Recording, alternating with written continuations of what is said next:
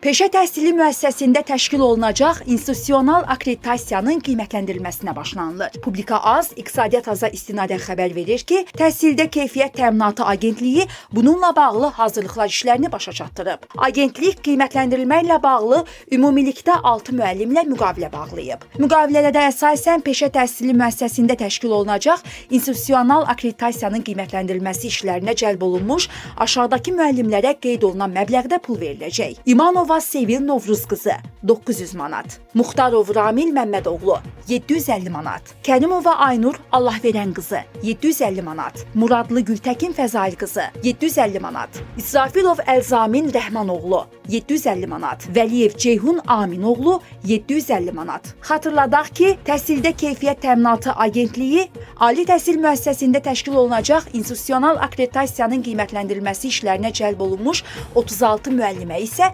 1175-1300 manat məbləğində vəsait ödəyəcək.